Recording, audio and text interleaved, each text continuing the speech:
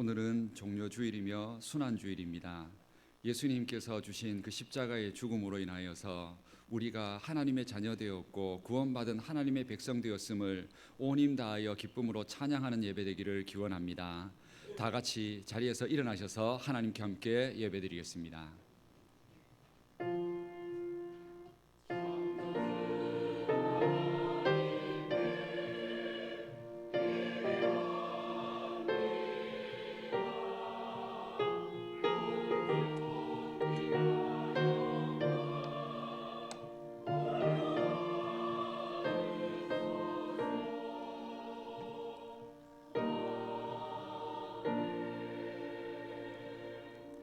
앞에서 가고 뒤에서 따르는 자들이 소리 지르되 호산나 찬송하리로다. 주의 이름으로 오시는 이여 찬송하리로다. 오는 우리 조상 다윗의 나라여 가장 높은 곳에서 호산나 하더라. 낮은 이 땅에 우리를 구원하기 위해 독생자를 보내신 하나님, 이스라엘 백성들이 메시아로 오신 예수님을 기쁨으로 맞이했듯 오늘 저희들도 온 마음과 기쁨으로 주님을 영접하고 예배하게 하옵소서. 이 시간 예배하는 우리 모든 심령 위에 십자가의 은혜와 구원의 감격이 충만하게 하여 주시고 말씀 안에 모든 죄와 염려가 떠나가고 이 모든 세상을 이길 수 있는 힘과 능력을 얻게 하옵소서. 예수님의 이름으로 기원하옵나이다. 아멘.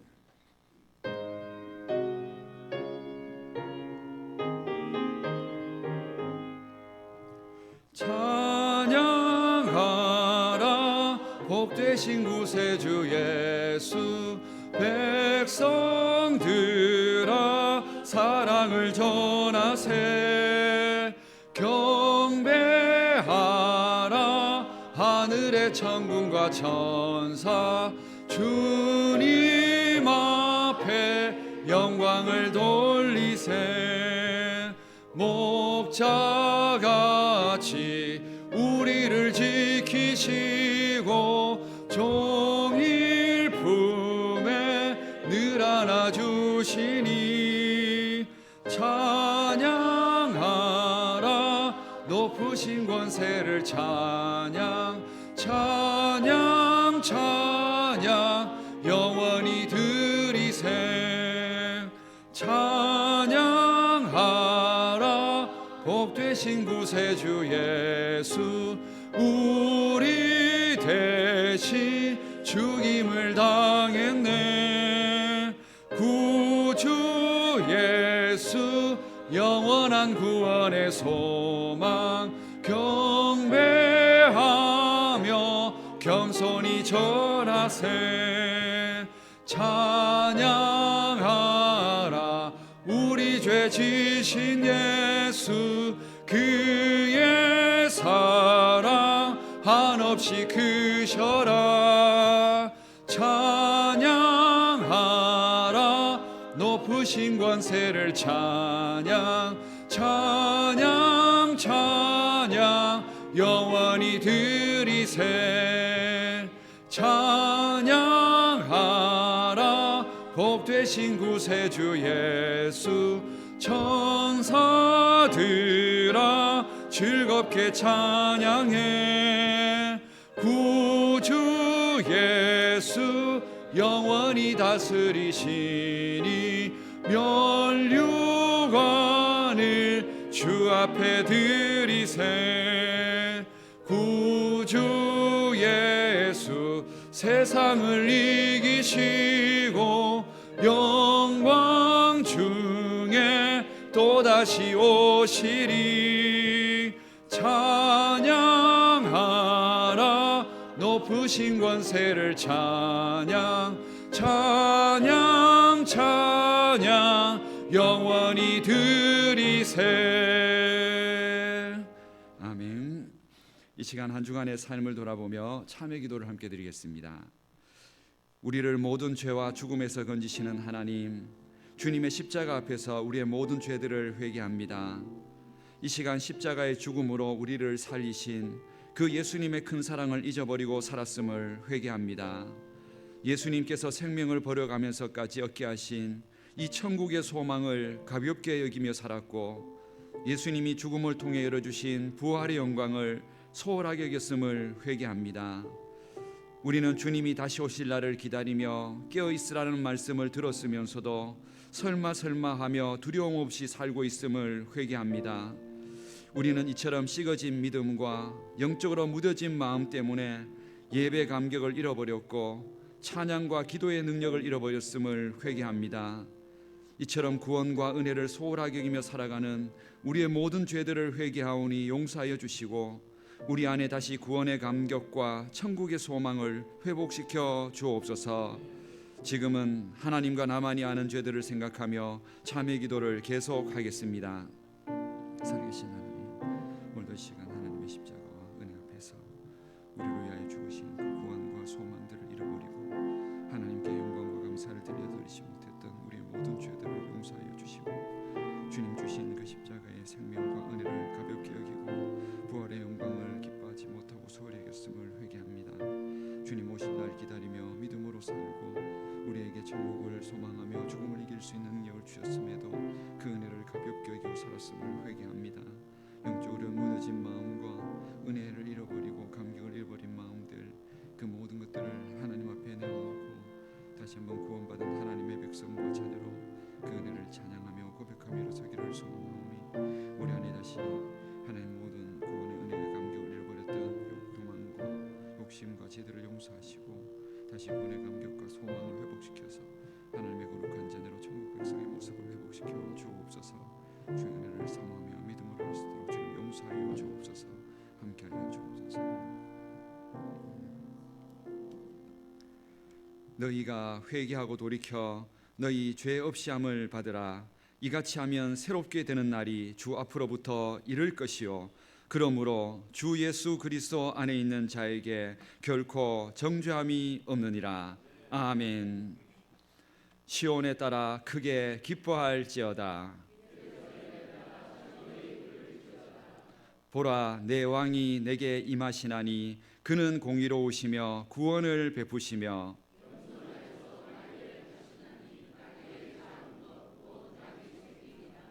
내가 에브라임의 병거와 예루살렘의 말을 끊겠고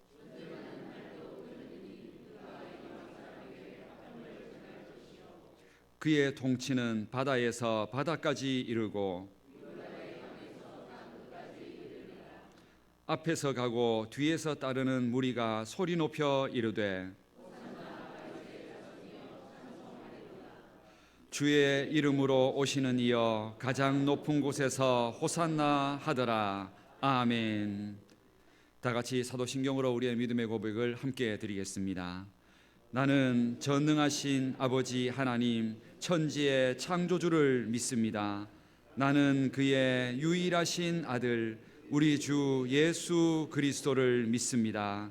그는 성령으로 잉태되어 동정녀 마리아에게서 나시고 본디오 빌라도에게 고난을 받아 십자가에 못 박혀 죽으시고 장사된 지 사흘 만에 죽은 자 가운데서 다시 살아나셨으며 하늘에 오르시어 전능하신 아버지 하나님 우편에 앉아 계시다가 거기로부터 살아있는 자와 죽은 자를 심판하러 오십니다.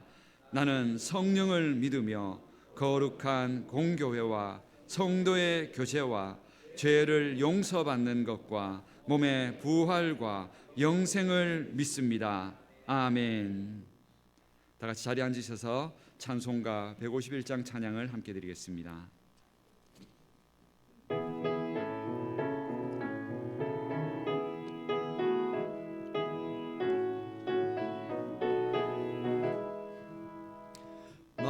만왕의 왕 내 주께서 왜 고초당했나 이 벌레 같은 날 위에 그 보혈 흘렸네. 십자가 내가 처음 볼 때에 나의 마음의 큰 고통 사라져 오늘 믿고서 내 눈 밝았네. 내 기쁨 영원하도다. 주 십자가 못 박힘은 속죄함 아닌가. 그 긍휼함과 그 은혜 말할 수 없도다. 십자가 내가 처음 볼 때에 나의 마음의 큰 고통 사라져. 오늘 믿고서 내 눈 밝았네. 참 내 기쁨 영원하도다. 늘 울어도 그 큰 은혜 다 갚을 수 없네. 나 주님께 몸 바쳐서 주의 일 힘쓰리. 십자가 내가 처음 볼 때에 나의 마음의 큰 고통 사라져. 오늘 믿고서 내 눈 밝았네. 참 내 기쁨 영원하도다. 아멘.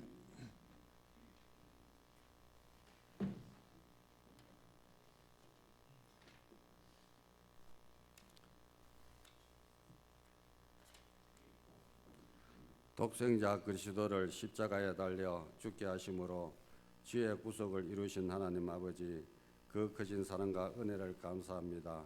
이 영광스러운 자리에 사랑하는 교회들과 함께 예배드릴 수 있게 하심을 감사합니다. 이렇게 경배할 수 있게 된 것을 전적으로 주님의 피 묻은 십자가에 때문인 것을 믿습니다. 주님 전에 나와 주님을 만나볼 수 있는 것도, 찬양할 수 있는 것도, 주님을 영화롭게 할 수 있는 것도 다 피 묻은 십자가 때문인 것을 믿습니다. 영원히 죽을 수밖에 없는 죄인들을 구원하여 주시고 아름다운 성전에서 말씀과 찬양으로 은혜 받게 하시니 감사합니다. 저 높은 곳에 계신 주님 홀라 영광 받으시옵소서. 이 자리에 임재하셔서 저희의 어두운 영혼을 말씀의 빛으로 밝혀 주시옵소서. 말씀 들을 때 최고의 기쁨과 최상의 은혜로 주님을 기쁘시게 할 수 있는 예배자가 다 되게 하옵소서. 때를 따라 돕는 은혜를 끊임없이 베풀어 주시는 주님, 죄 많고 허무하는 저희들입니다. 빛된 생활, 구별될 삶을 살지 못했습니다. 여전히 내 생각과 내 뜻대로 세상에 주는 기쁨과 내 만족만을 찾으며 살아왔습니다. 십자가의 보혈로 회개하오니 용서하여 주시옵소서. 이 시간 저희의 실명을 깨끗게 하시고 영혼을 소성케 하셔서 하나님께 향내나는 산제사 신령한 예배 드릴 수 있게 하옵소서. 겸손과 성김으로 이렇게 이 땅에 평화로 오신 주님, 오늘은 특별히 종료주일입니다. 그지없이 주님의 놀랍고 큰 사랑이 다시금 머리를 조아립니다. 주님께서 어린아이를 타시고 예루살렘에 입성하신 것은 온 인류 죄를 대속하기 위하여 고난받으시고 십자가에 달리신 줄 저희들은 알고 있습니다. 주님, 저희 교회도 남기신 고난이 있음을 깨닫습니다. 몸된 교회 성도들 위하여 고난받은 것도 알고 있습니다. 이 고난 모두 함께 동참하여 더욱 주님을 본받게 하시고 고난을 체험함으로 십자가의 주님을 더욱더 닮아가게 하옵소서. 고상하고 품위 있는 신앙생활이 아니라 주님이 좋아하시는 진짜 명품 신앙인이 다 되게 하옵소서. 오늘 이후로 한 주간 동안 그 혹독한 고난을 받으신 고난주간이 시작됩니다. 한 주간만큼이라도 육체의 소욕을 죽이고 주님의 고난 받으심을 적극 동참하여 그 영광된 부활의 새 아침을 기쁨으로 맞이할 수 있게 하옵소서. 특별히 감사한 것은 대한민국에 태어난 것도 감사합니다. 이렇게 잘 살게 한 것도 감사합니다. 십자가 은혜가 아니고서는 이렇게 잘 살 수가 없습니다. 대한민국 국민 모두가 주님께 감사하는 마음으로 살아가게 하옵소서. 대통령을 비롯하여 위정자들 국민 모두가 예수의 나라를 이루게 하옵소서. 귀에 들려오는 소식들마다 감사하는 소식들만 들려오게 하옵소서. 오늘 또 말씀 전하시는 목사님을 십자가의 승력으로 붙들어 주시고 전하는 말씀을 통하여 왜 주님께서 고난 받으셔야 했는지 저희들 깨닫는 시간 되게 하옵소서. 예배를 위하여 아름다운 목소리로 영광 돌리는 찬양들을 기억하여 주시고 그들의 찬양이 하늘에서 해같이 빛나게 하옵소서. 이 모든 말씀 예수님 이름으로 기도합니다. 아멘.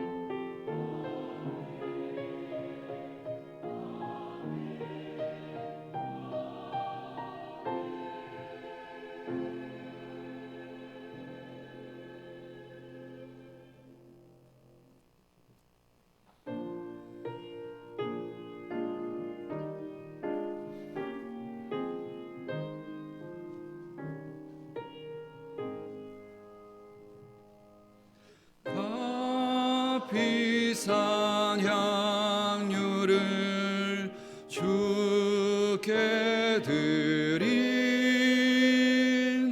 막달라 마리아 본받아서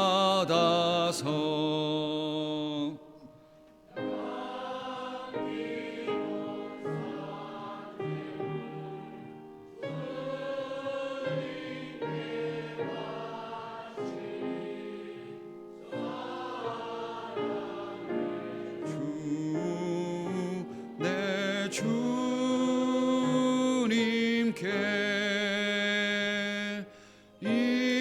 인생의 황혼이 깃들어서 이 땅의 수고가 끝날 때에 주님을 섬기다 평안히 가리라. 사랑의 주 내 주님께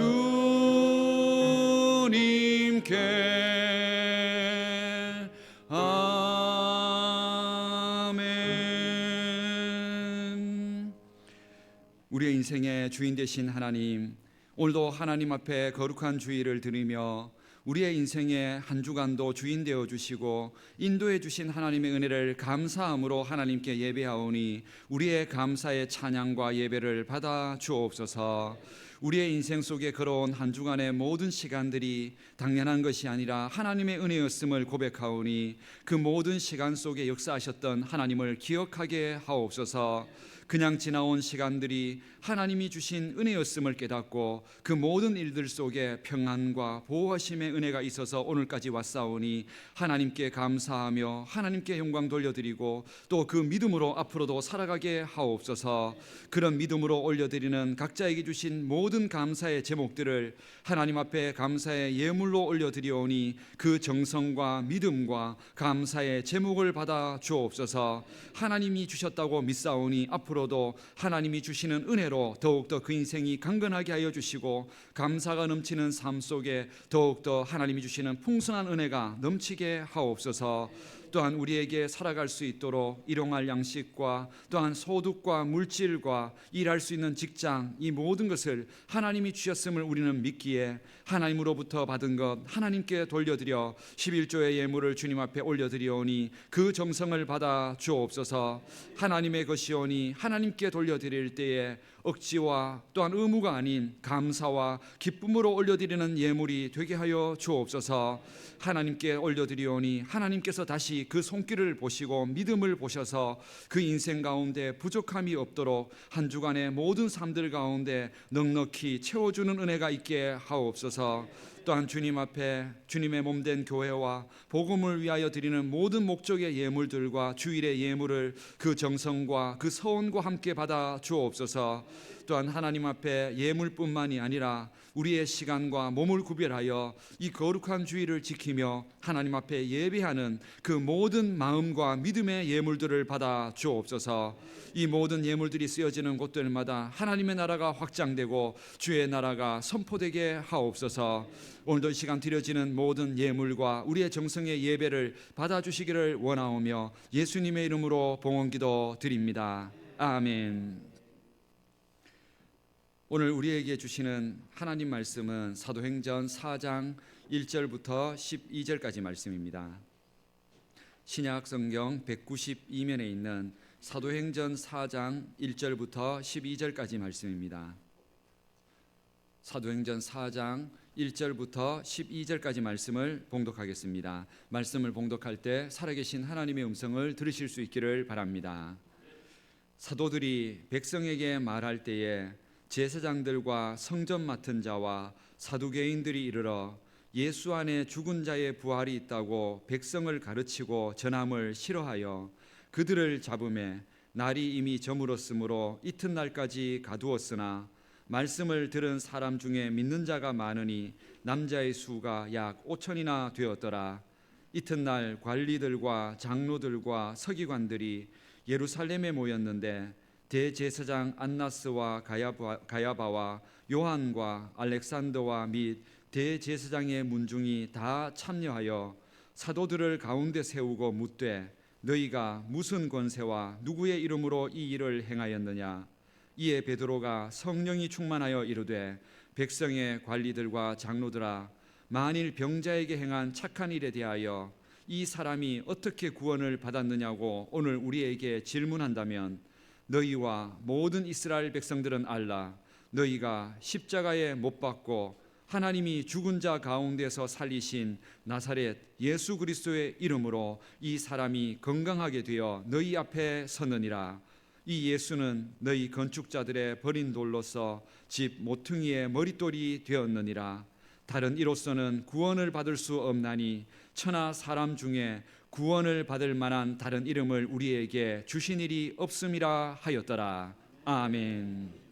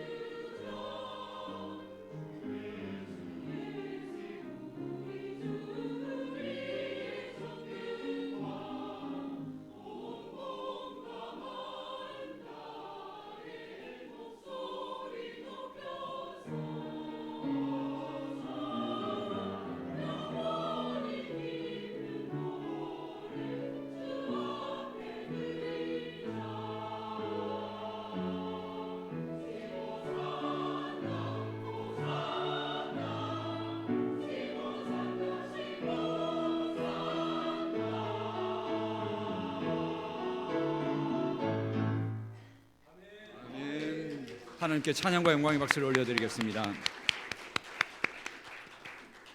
찬양대의 고백처럼 오늘은 종려주일입니다. 종려주일의 이 의미는 예수님께서 왕으로 오신 것을 기뻐하며 종려나무를 흔들었던 그 날을 기억하는 날입니다.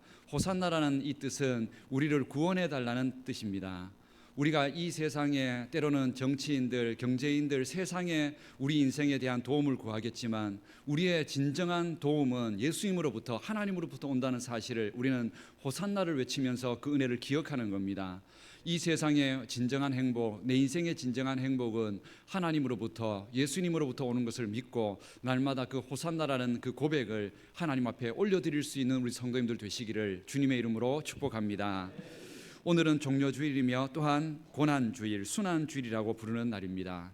그런데 이 종려주일과 순환주일이라는 이 단어는 두 주일이 이게 아이러니하게도 어울리지 않는 단어입니다. 왜 그러냐면은 종려주일이라는 뜻은 이 종려나무 가지를 흔들었다는 뜻인데, 종려나무는 그때 당시에 왕들이 이제 성으로 입성할 때, 예를 들어서 전쟁에 나아갔다가 승리하고 돌아올 때에, 이럴 때 그 승리를 기념하는 왕을 맞이하기 위해서 흔들었던 나무가 종려나무입니다. 이걸 통해서 이제 예수님께서 예루살렘 성으로 들어오실 때에 예수님께서 진정으로 이 땅의 왕이시며 이 땅의 세상의 주인이라는 것을, 그걸 고백해서 온 백성들이 흔들었던 그 날이 바로 종려주일, 종려날이었습니다. 그러니까 어떻게 보면 승리의 날이죠. 그런데 그 주일에 똑같은 그 주간에 고난주일, 순환주일이라는 주일이 또 있습니다. 이게 무슨 소리냐면은 그렇게 예수님을 왕으로 외쳤던 그 사람들이 그 예수님을 향해서 죽어야 될 자라고, 십자가에 못 박아야 될 자라고 외쳐서 결국에는 고난당하고 십자가에 죽였던 그 주간이 바로 또한 순환주일입니다. 그러니까 두 주일이 이게 합쳐질 수 없는 단어죠. 왕으로 인정하면 왕으로 믿고 섬기고 살아야 되는데 그 왕을 향해서 또다시 죽이라고 외치면서 자기의 손으로 죽였던 그 주일이 함께 있는 주일이라는 겁니다. 참 특이한 주일이죠. 그런데 이 두 가지의 의미가 우리에게 구원을 허락하시는, 이게 하나님의 진리입니다. 두 가지가 다 있어야만 우리에게 구원을 주시기 때문에 이 종려주일의 의미와 순환주일의 의미가 우리는 고백해야 한다는 겁니다. 그러나 또한 우리는 이 의미를 생각하기 전에 이 이중적인 모습에 대하여서 우리 자신들의 신앙을 먼저 한번 돌아봐야 합니다. 이스라엘 백성들이 그 한 주 사이에 벌어졌던 이 일, 한 주 사이에 예수님을 왕이라 하면서 외쳤던 그 외침이, 예수님을 죽이라고 외쳤던 그 외침으로 일주일 만에 바뀌어졌던 그 이유가 도대체 뭔지, 그 이중적인 모습들, 그 모습들을 오늘 우리는 이 고난주일의 예배를 통해서, 말씀을 통해서 우리 자신들을 돌아봐야 합니다. 우리는 지난 주일 우리 말씀을 통해서 예수님께서 부활하시고 난 이후에 이 땅 가운데 제자들만, 성도들만 남은 상태에서 그 성도들과 제자들이 과연 어떻게 앞으로 신앙해야 되는지에 대한 교회의 첫 사건 이야기를 우리는 함께 보았습니다.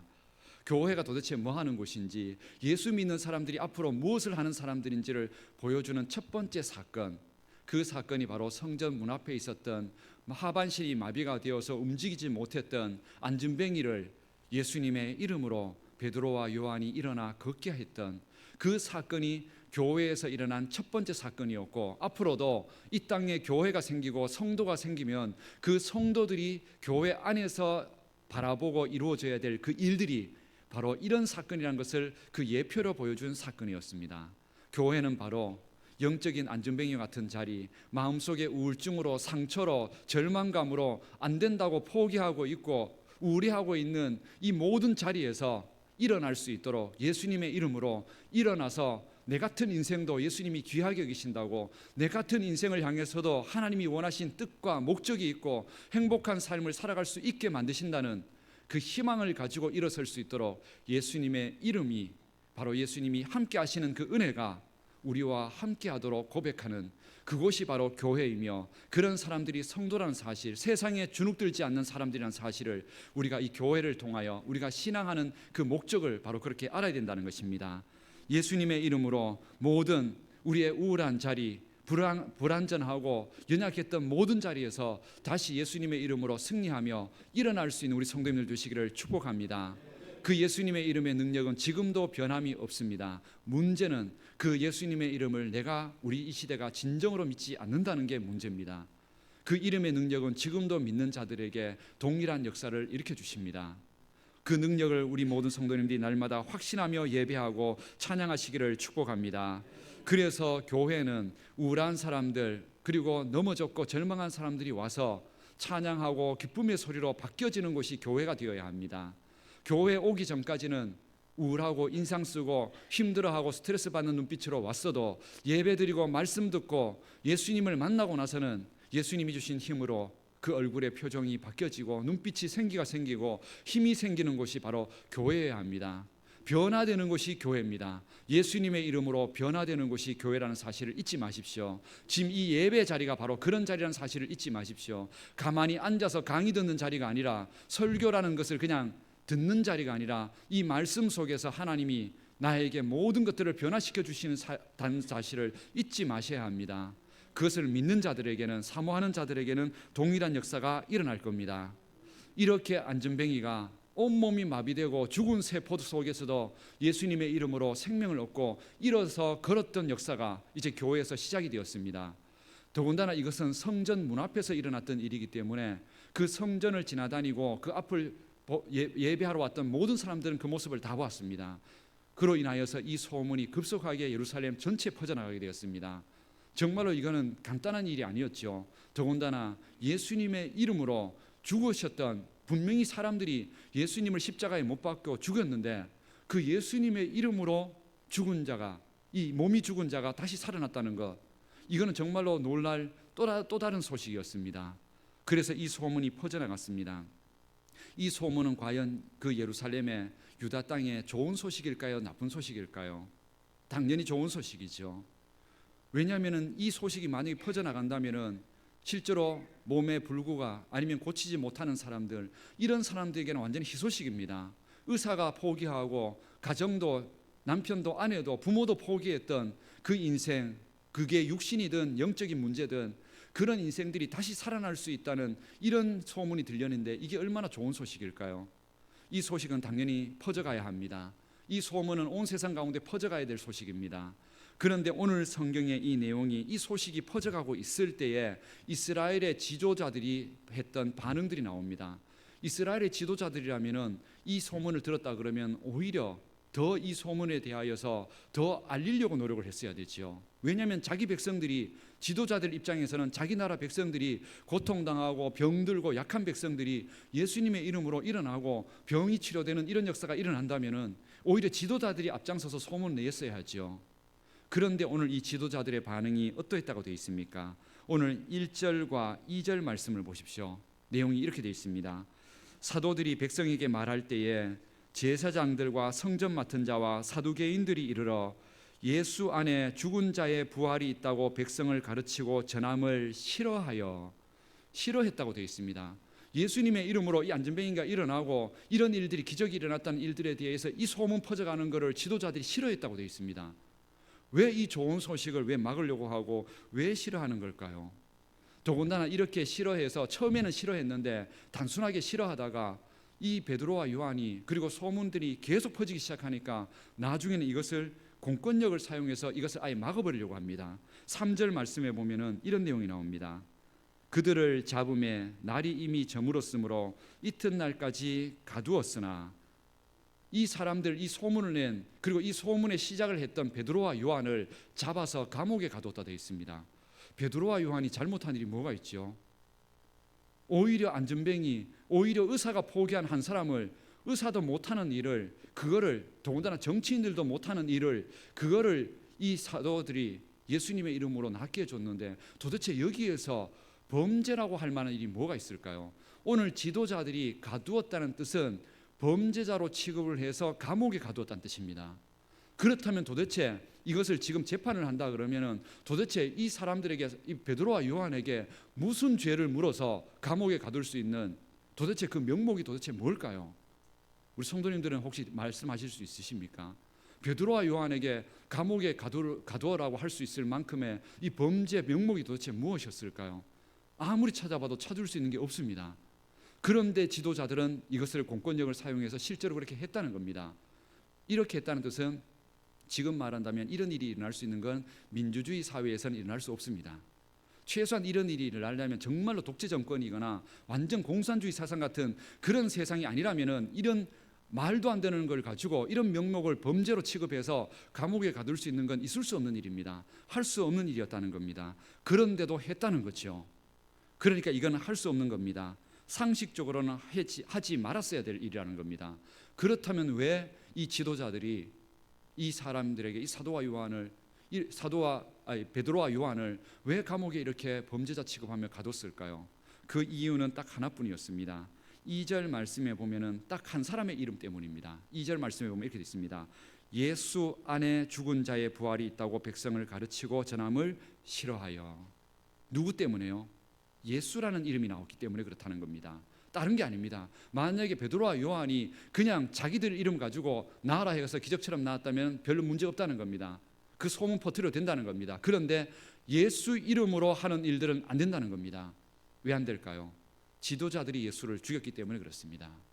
이 예수는 반역자고 이단이고 사기꾼이라고 해서 자기들이 죽인 그 예수의 이름을 가지고 좋은 일이 일어나는 거, 만약에 그렇다면 자기들이 지금 잘못했다는 걸 인정해야 되기 때문에 이 소문을 퍼뜨릴 수가 없는 겁니다. 막을 수밖에 없는 거죠. 바로 예수 이름 때문에 일어났기 때문에 이 일을 막을 수밖에 없었던 겁니다. 이게 지도자들의 반응이었습니다. 그런데 아무리 예수 이름으로 그 일을 한다 해도 일어났던 결과에 대해서 그게 어떻게 범죄 행위가 될까요? 감옥에 가둘 만한, 이거는 상식적이지 않은 겁니다. 비상식적인 내용이었다는 겁니다. 그런데 오늘 이 이야기를 통해서 우리가 먼저 돌아봐야 될 것은 지금 우리가 신앙하고 있는 우리의 모습도 바로 이런 비상식적인 일들 같은 이런 상황 속에 우리가 신앙하고 있다는 걸 알고 계십니까? 무슨 뜻이냐면요, 한번 생각해 보십시오. 우리 성도님들 중에 아마 가정 속에 믿지 않는 남편, 믿지 않는 부모님, 그런 상황 속에서 아마 교회 다니시는 분들이 계실 수 있을 겁니다. 그런데 그런 상황에서 교회에 오셨을 때에 과연 우리가 교회에 다니고 나서, 과연 내가 예수님을 믿고 교회 다니고 나서 내 믿지 않는 남편이나 믿지 않는 부모님에게 아니면 친구나 친척들에게 도대체 어떤 해를 끼쳤는지를 한번 돌아보십시오. 도대체 우리가 교회를 다니면서 무슨 해를 끼쳤길래 부모는 그토록 우리가 교회 가는 걸 그렇게 핍박하고 반대를 하는 걸까요? 도대체 우리가 교회 다니면서 얼마나 해를 끼쳤길래 남편은, 믿지 않는 남편은 우리를 그토록 핍박하면서 그렇게 교회를 못 가게 만드는 걸까요? 이게 상식적인 일입니까? 당연히 비상식적이죠. 오히려 교회 다니면서 어떻게 변하셨습니까? 오히려 교회 다니면서 자존심 센 우리의 모습을 오히려 낮춰가고 오히려 온유한 모습으로 변화되려고 노력하고 가정에 가가지고 더 잘하려고 노력했을 뿐이지, 우리가 도대체 교회 다니면서 예수 믿으면서 우리가 잘못한 일이 도대체 뭐가 있는 걸까요? 그런데도 우리는 믿지 않는 남편과 부모와 친구와 친척들에게 마치 범죄자 취급 당하면서 교회 가는 게 마치 이게 눈치 보면서 가야 될 그런 일들로 살고 있으니 우리는 우리 비상식적으로 신앙하는 거 아닐까요? 이런 일들이 이미 이때부터 일어나고 있었다는 겁니다. 이때 사도들이 했던 이 일, 교회에서 이미 생명을 살리고 오히려 세상을 향하여 유익을 끼치고 있는 이 모습을 보면서도 비상식적으로 예수 이름으로 이런 일들이 일어나는 거 막으려고 했고, 이런 것들을 핍박하려고 했던 일들이 이미 이때부터 일어나고 있었다는 겁니다. 우리는 지금 예수 믿으면서 내가 뭘 잘못했는데 교회 다니는 게 이렇게 나쁜 일일까 아무리 생각해도 이해가 안 되시죠? 이해 안 되는 일이 지금 이게 영적인 싸움이기 때문에 당연히 일어나는 일입니다. 이 사실을 알고 계셔야 합니다. 왜라고 질문할 수 있는 일이 아니고요. 예수님 믿지 않는 세상은, 어두운 세상은 어쩔 수 없습니다. 그렇게 핍박할 수밖에 없다는 것이죠. 오히려 우리는 예수님의 이름으로 오히려 우리는 선한 일을 하려고 끊임없이 노력하지만 이 세상은 지금도 비상식적인 논리로 우리를 핍박합니다. 청년들이 군대 가면은 단순하게 교회, 이제는 일요일 날, 주일 날 종교 생활하는 거, 교회 가는 거, 그거는 이제는 막지 못할 그런 당연한, 우리는 군대 가도 그렇게 할 수 있습니다. 그런데도 불구하고 도대체 교회 갔다 오는 게 뭐가 그렇게 잘못이기에 고참들은 교회 다닌다는 이유 하나 때문에 핍박하고 왕따시키고 조롱하냐는 것이죠. 정말로 비상식적인 일들이죠. 지금도 여전히 계속 일어나고 있다는 겁니다. 그렇다면 왜 이렇게 거부를 하는 걸까요? 오늘 성경에서는 그 이유를 말해주고 있습니다. 왜 이 지도자들이 예수 이름에 대해서 그토록 거부했었는지 11절 말씀에, 오늘 말씀에는 이렇게 되어 있습니다. 이 예수는 너희 건축자들의 버린 돌로서 집 모퉁이의 머릿돌이 되었느니라. 아멘. 이 예수님이 어떤 분이기 때문에 너희들이 지금 핍박하고 비상식적인 일을 하고 있냐면 이렇게 얘기하고 있습니다. 너희 건축자들의 버린 돌이다, 이렇게 얘기하고 있습니다. 건축자들의 버린 돌이라는 뜻은 너희들이 이 예수를 나름대로 너희 인생과 이 나라에 나름대로는 집에 모퉁이 돌로 머릿돌로 삼으려고 그렇게 했다가 안 되니까 버렸다, 이런 뜻이라는 겁니다. 이게 무슨 뜻이냐면은 처음에는 이 예수를 나름대로는 자기들 인생에 도움을 주는 유익한 존재로 알고 처음에는 한번 우리 인생에 한번 좋은 유익으로 삼으려고 한번 붙들어 보려고 집에 인생의 모퉁이 돌로 한번 삼아 보려고 노력했다는 뜻입니다. 왜냐하면은 예수님을 통해서 실제로 그 모습을 보았기 때문에 그렇습니다. 예수님께서 이 땅에 오셔서 했던 일들을 생각해 보십시오. 가난하고 약한 이들에게 오병이어 사건을 통해서 5천 명을 굶은 이들에게 먹을 것을 주었습니다. 병든 자들에게, 의사들이 고치지 못하는 사람들에게 예수님이 치료를 주셨습니다.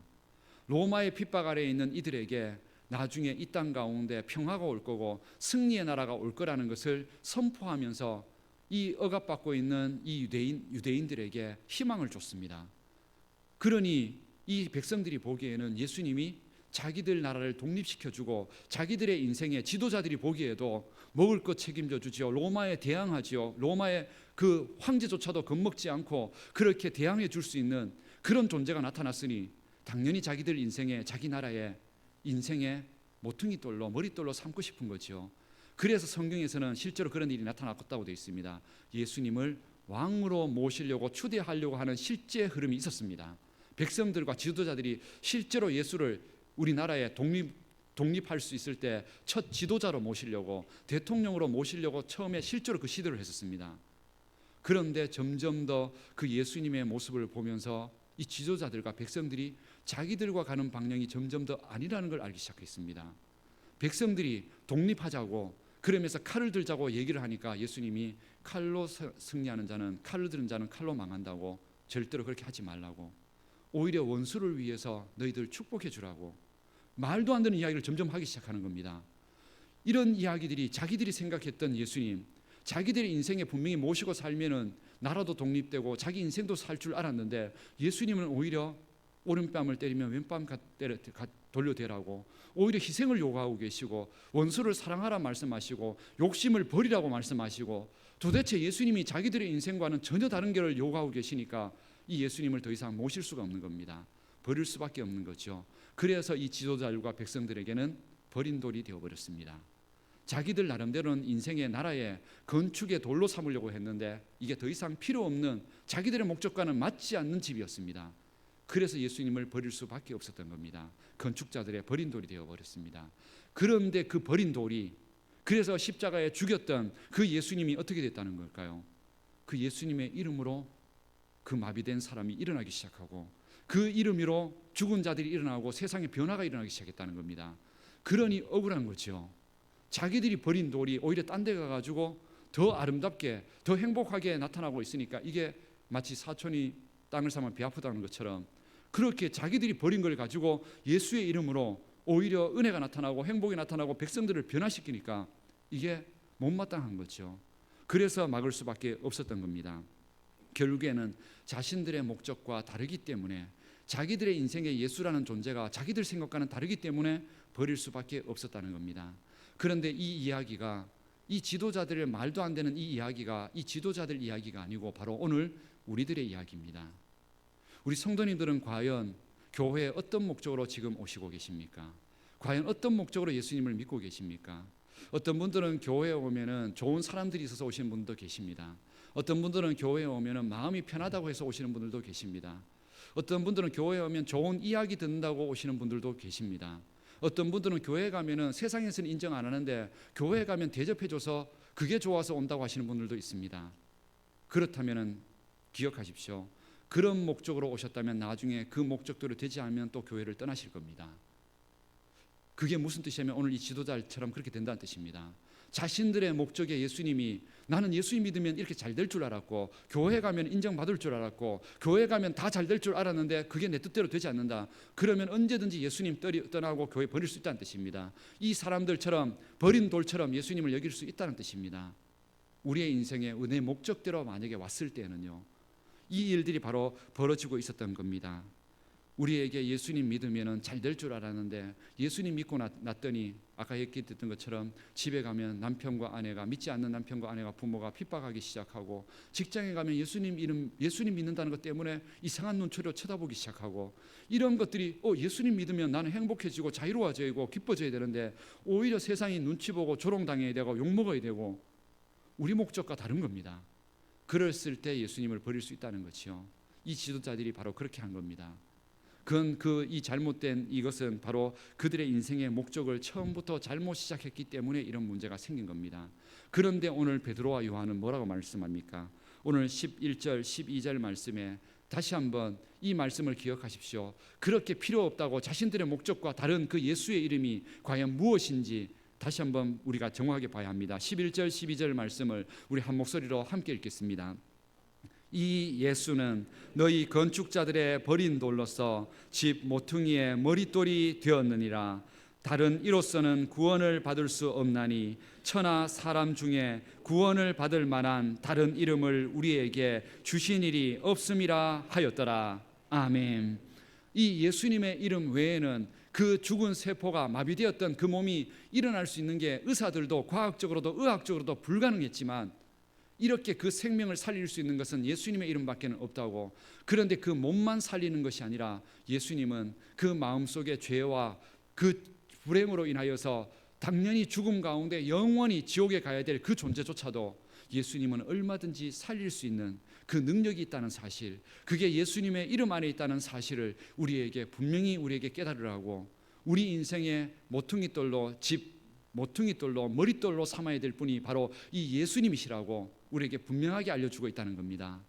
오늘 우리가 다시 한번 기억하십시오. 우리 인생의 모든 불행은 바로 우리 인생의 머릿돌이 되신 예수님을 내 인생의 집에서 빼버린 그 이후부터 우리의 불행이 시작된다는 사실을 깨달으셔야 합니다.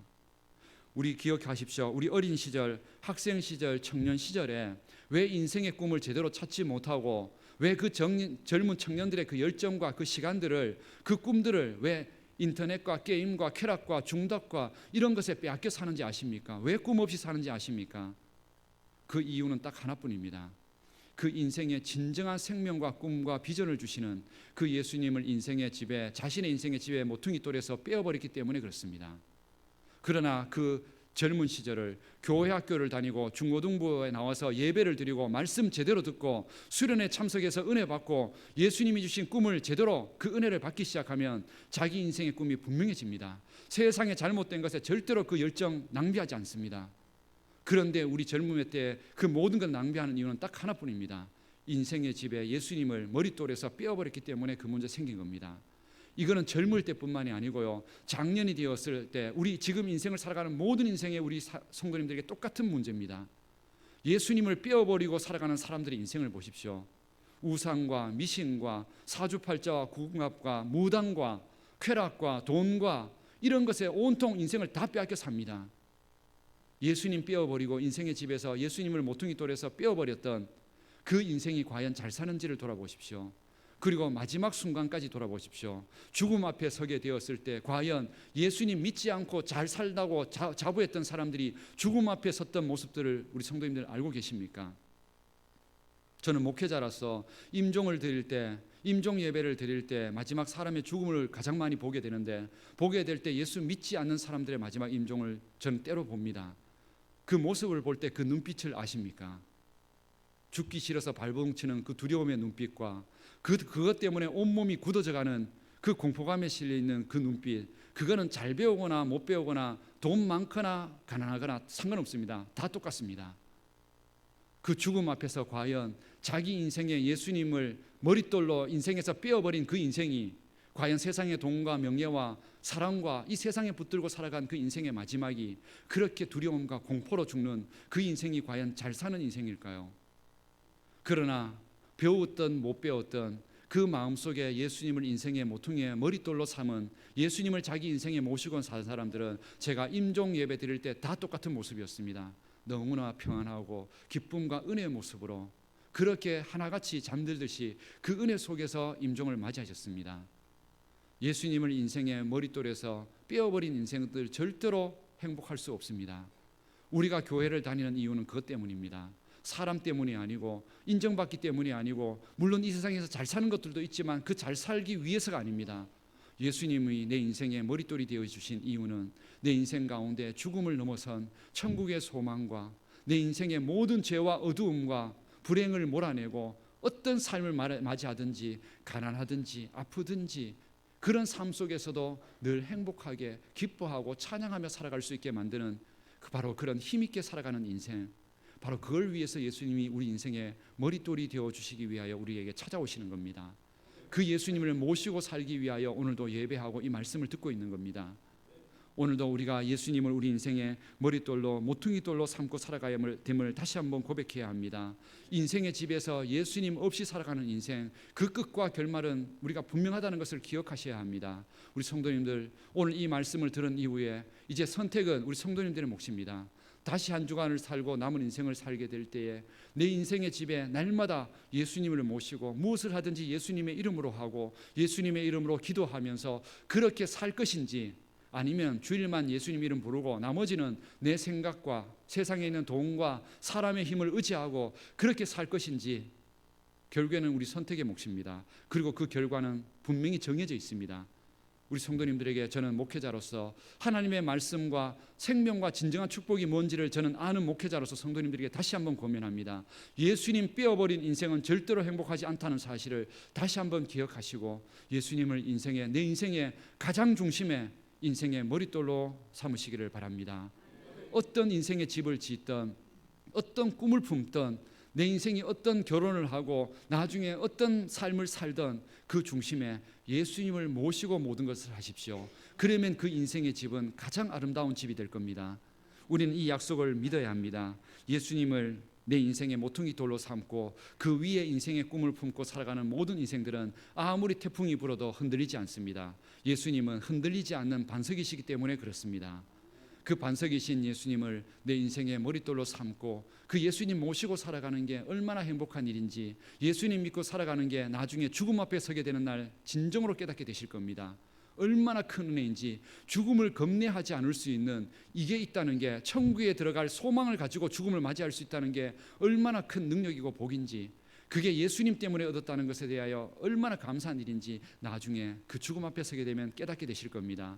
그러므로 그날을 기다리면서 우리가 하루하루 살아가는 것, 예수님 믿지 않고 잘되는 세상과 성공 절대로 부러워하지 마십시오. 우리가 더 복된 사람들이라는 걸 기억하시면서 예수님 믿고 예수님을 주로 섬기며 그 은혜 안에서 살아갈 수 있는 우리 모든 성도인들 되시기를 축복합니다. 이 시간 우리가 함께 찬양을 함께 드리려고 합니다. 우리가 지난해 함께 불렀던 나는 주를 섬기는 것에 내가 후회가 없습니다. 이 고백을 통해서 내 인생에 예수님 모시고 살아가는 것 진정한 복임을 우리 찬양으로 고백하겠습니다.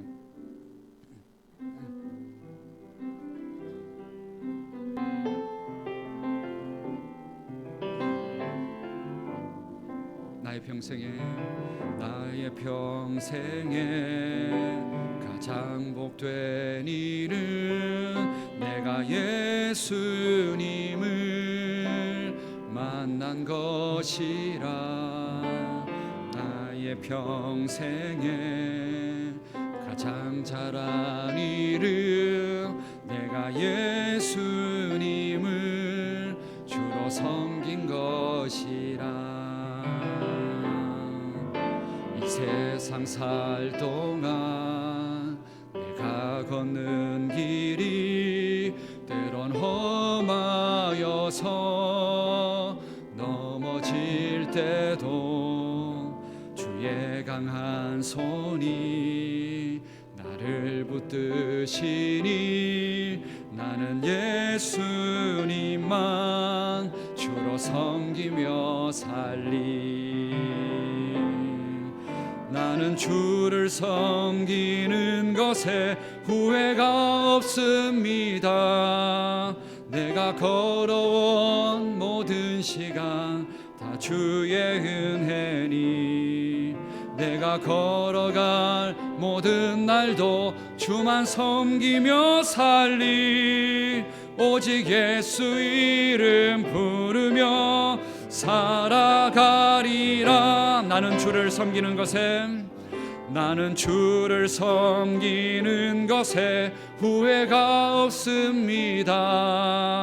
내가 걸어온 모든 시간 다 주의 은혜니 내가 걸어갈 모든 날도 주만 섬기며 살리 오직 예수 이름 부르며 살아가리라. 이것이 나의 간증이요 이것이 나의 찬송일세. 나 사는 동안 끊임없이 구주를 찬송하리로.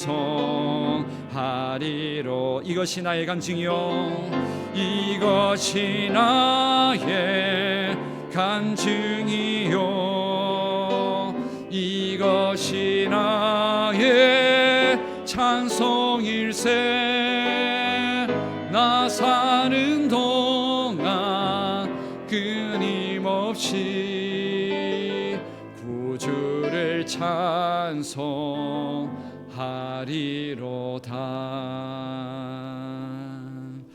이 시간 우리 함께 합심해서 함께 기도하기를 원합니다. 기도하면서 하나님, 우리가 예수님을 믿는 것이 얼마나 큰 복인지, 예수님을 나의 인생의 집에 모퉁이돌로 삼지 않으면 절대로 그 위에 세워진 집은 행복하지 않다는 사실을, 한순간에 무너질 수 있다는 사실을 기억하고, 하나님, 나와 내 가정이, 내 자녀들이, 우리 교회가 예수님 안에 살면서 그 은혜 안에서 행복하게 살아갈 수 있게 도와달라고, 예수님 절대로 떠나지 않도록, 예수님 모퉁이돌에서 뼈버리지 않도록 예수님 붙들고 살아가도록 도와달라고 우리 함께 기도하시기를 원합니다. 우리 다 같이 합심해서 함께 기도드리겠습니다.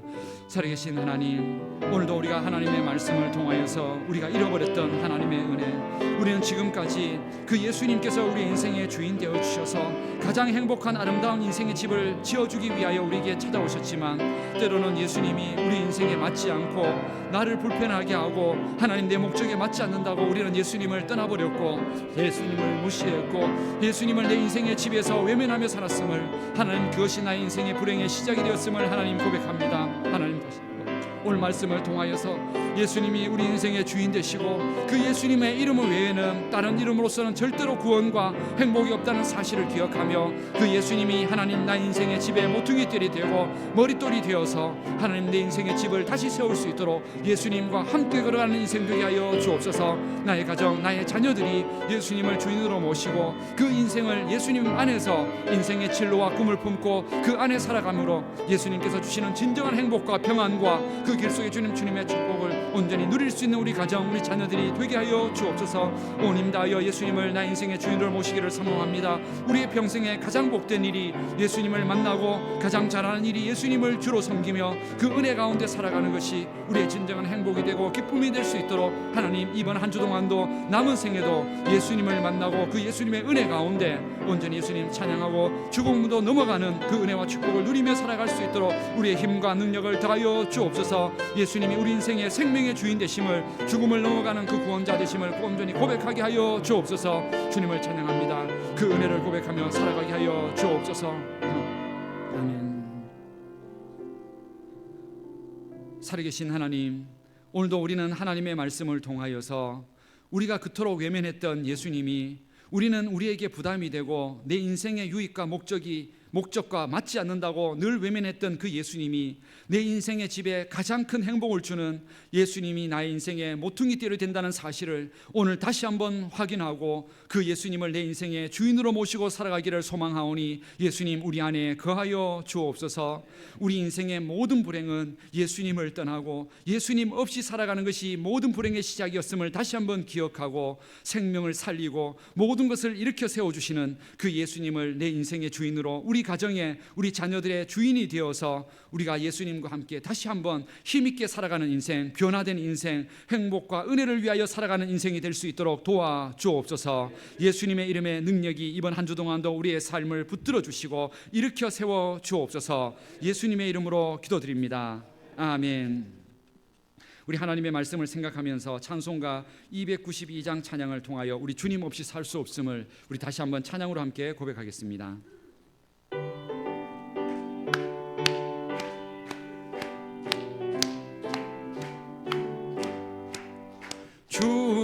없이 살 수 없네 죄인의 구주여 그 귀한 보배 피로 날 구속하소서 구주의 사랑으로 흘리신 보혈이 내 소망 나의 위로 내 영광 됩니다 주 없이 살 수 없네 나 혼자 못 서리 힘없고 부족하며 지혜도 없도다 내 주는 나의 생명 또 나의 힘이라 주님을 의지하여 지혜를 얻으리 주 없이 살 수 없네 내 주는 하신다 내 영의 깊은 간구 마음의 소원을 주밖에 나의 마음 위하라 주리요 내 마음 위로하사 평온케 하시네 주 없이 살 수 없네 세월이 흐르고 이 깊은 고독 속에 내 생명 끝나도 사나운 풍랑일 때 날 지켜주시니 내 곁에 계신 주님 늘 힘이 됩니다.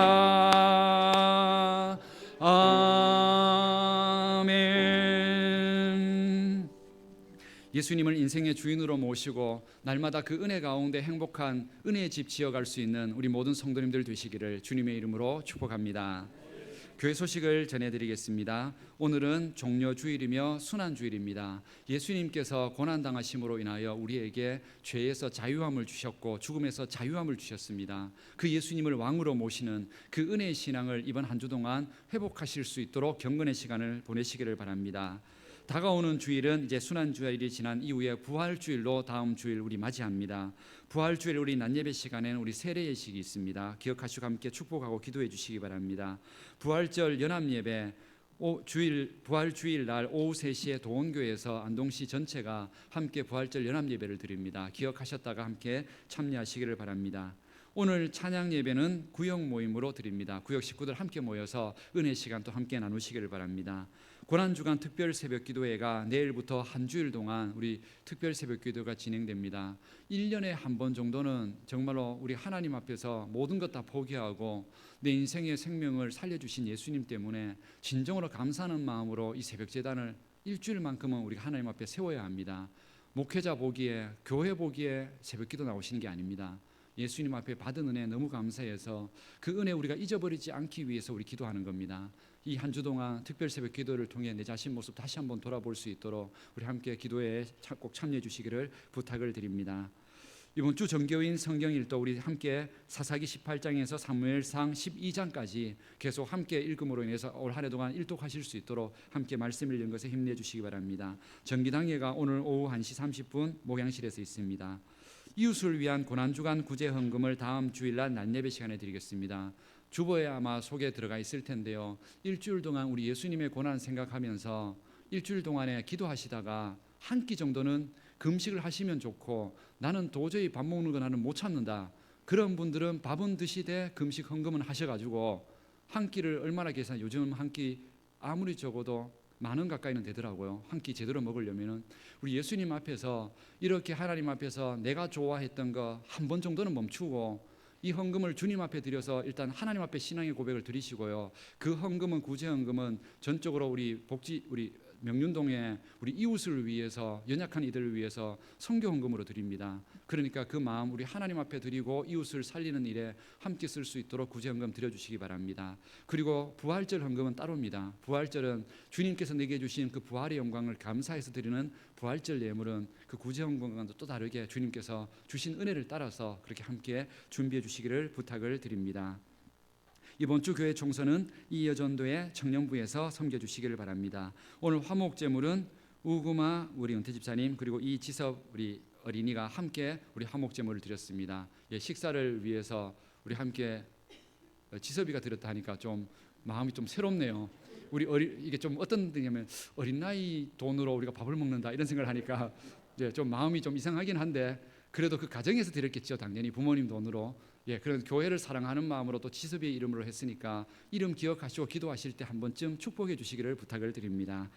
구역 신방 계속 진행되고 있습니다. 각 구역별로 함께 기도하시면서 정해진 날짜에 우리 구역장님 안내를 따라서 함께 준비해 주시기를 부탁을 드립니다. 나머지 내용들은 주보를 참조하시고요. 오늘 교회 등록하신 분이 계십니다. 우리 이찬영 청년입니다. 지난주에 우리 교회에 처음 왔는데 우리 금시우 목사님을 통해서 우리 상지 가톨릭 대학의 학생인데 집은 동해입니다. 그런데 이제 안동에 이제 학교를 위해서 이제 내려왔는데 어떤 계기로 친구를 통해서 예수님을 이제 만날 수 있는 기회가 생겼고 교회 8개월 정도 전에 이제 교회를 다니면서 이제 이곳에 와서 신앙을 하기로 우리 금 목사님 통해서 우리 교회를 소개받고 이렇게 등록하기로 신앙하기로 결심을 했습니다. 우리 젊은 세대들이 예수님 제대로 만나서 그 인생의 꿈 제대로 품어가고 정말로 주눅들지 않는 그런 우리 청년들 될 수 있도록 우리 믿음의 청년들 많이 일어나도록 축복해 주시길 바랍니다. 이 시간 우리 함께 우리 찬양 청년을 위해서 제가 함께 기도드리도록 하겠습니다. 살아계신 하나님, 하나님께서 우리 이 찬양 청년 하나님께서 지금까지 인생 가운데 하나님 없이 혹시 살고 인생을 바라보았다면 이제는 하나님께서 인생의 주인 되시고 예수님께서 그 인생의 동행자가 되어 주셔서 예수님 안에서 이제는 죽음을 넘어서고 인생의 모든 문제를 이길 수 있는 그 능력을 얻을 수 있도록 축복하여 주옵소서. 이 발걸음이 천국까지 이어지는 발걸음이 되게 하여 주시고 특별히 북부교회 우리 교회를 통하여서 한 가족이 되어서 신앙하는 모든 그 신앙들이 은혜 가운데 행복한 발걸음이 되도록 인도하여 주옵소서. 예수님 때문에 지금까지 인생보다 더 행복해지게 하여 주시고 또한 우리 찬영 청년뿐만이 아니라 찬영 청년을 통해서 그가 있는 모든 것들이 변화되게 하옵소서. 친구들에게 은혜를 끼치게 하여 주시고 꿈을 전해주게 하여 주시며 우리 찬영 청년을 통해서 나중에 그 가족들도 예수님을 만날 수 있는 구원의 은혜를 증거하는 우리 찬영 청년이 되게 하여 주옵소서. 앞으로 가는 모든 인생 가운데 예수님이 동행하여 주시고 또한 그 동행의 길에 우리 북부교회가 한 가족으로 함께 섬기고 사랑하고 축복하게 하옵소서. 함께 등록한 이 모든 시간들이 앞으로도 은혜로 이어지는 발걸음이 되기를 간절히 바라오며 예수님의 이름으로 기도드립니다. 아멘. 함께 우리 축복의 박수를 함께 보내드리겠습니다. 제자리에 앉아주시고요. 나중에 예배 끝나고 나서 우리 금식 목사님과 함께 저를 잠시 만나고 가주시길 바랍니다. 그리고 우리 성도님들은 이름 기억하시고 우리 청년들이 보일 때마다 우리 다음 세대들이 일어서야 합니다. 그런 은혜를 위해서 함께 많이 기도해 주시기를 또한 부탁을 드리겠습니다. 나머지 내용들은 주보 참조하시고요. 우리 앞뒤 좌우에 인사 나누면서 예수님과 동행하는 행복한 한 주 되십시오. 축복의 인사 함께 나누겠습니다. 예수님과 동행하는 행복한 한 주 되시기를 바랍니다. 예수님의 이름으로 또한 일어나시기를 바랍니다. 예수님 주인으로 모시고 모퉁이돌로 삼으시고 한 주 동안 승리하시기를 바랍니다. 다 같이 일어나셔서 파송의 찬양 함께 드리겠습니다.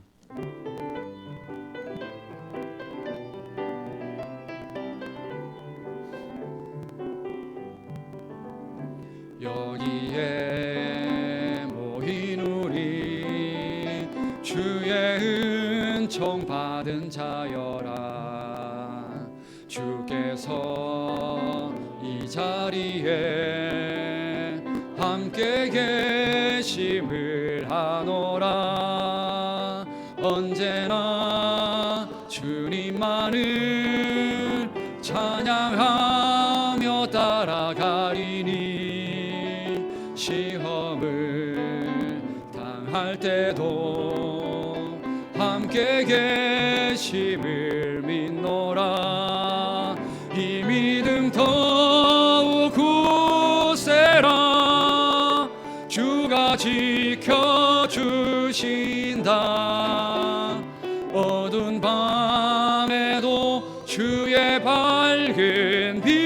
인도하여 주신다.